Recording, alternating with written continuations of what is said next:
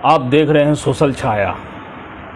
मैं बात कर रहा था sectors of the Indian economy के बारे में, और मैंने बताया था प्राइमरी, सेकेंडरी, टर्सरी क्या है, और पब्लिक और प्राइवेट सेक्टर के ऊपर भी मैंने फोकस किया था।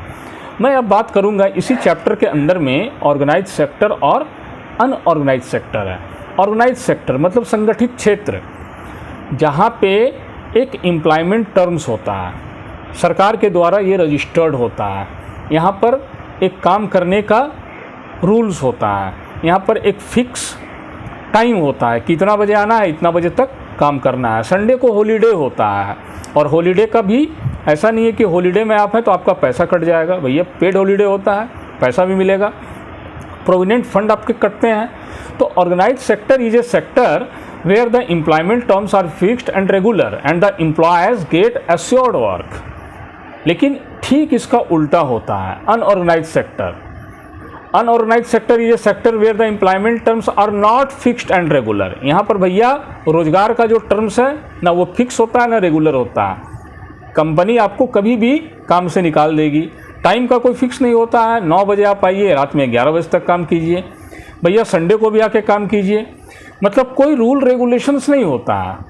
और यहाँ पर सबसे बड़ी बात है कि not registered with the government, सरकार के द्वारा ये रजिस्टर्ड भी नहीं होता। आप देखते हैं बहुत सारे ऐसे प्राइवेट फर्म होते हैं या होटल्स हैं या बड़े बड़े शॉप्स होते हैं जहाँ पर एक मनमाना तरीके से काम करवाया जाता है। तो ये क्या है? ये अनऑर्गेनाइज सेक्टर है।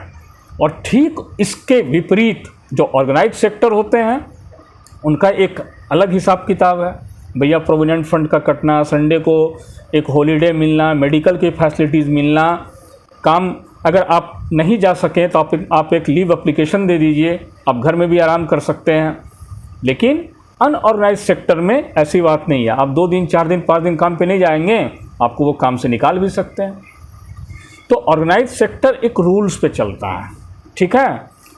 और जितने भी लोग काम करते हैं उनका एक सबसे बड़ा इच्छा होती है, पहली इच्छा तो ये होती है कि वो जहाँ भी काम करें एक ऑर्गेनाइज सेक्टर में काम करें।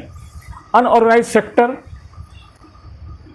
का हिसाब किताब बड़ा उल्टा पुल्टा है, और लोग यहाँ काम करना भी नहीं चाहते हैं, लेकिन फिर भी अनएम्प्लॉयमेंट का दौर है और लोग यहाँ पे काम कर रहे हैं। तो मैं केवल इतना बात कर रहा हूँ आपसे कि ऑर्गेनाइज सेक्टर क्या है और अनऑर्गेनाइज सेक्टर क्या है। फिर मैं संक्षेप में आपको बताता हूँ कि ऑर्गेनाइज सेक्टर जहाँ पर काम करने का एक सिस्टम है, वहाँ पर पेड हॉलीडे है, वहाँ पे प्रोविडेंट फंड कट रहा है, मेडिकल फैसिलिटीज़ है, समय पे सैलरी मिल रही है। और अनऑर्गेनाइज सेक्टर ठीक इसके विपरीत। ओके, आप समझ गए होंगे। आप इसको और भी अच्छी तरीके से समझ लीजिए किताब में, और एक आप अपने चैप्टर्स में जाइएगा तो विस्तृत रूपों में इसका अध्ययन कीजिए। मैं तो एक छोटा सा केवल कंसेप्ट क्लियर करने की कोशिश किया हूँ। थैंक्स।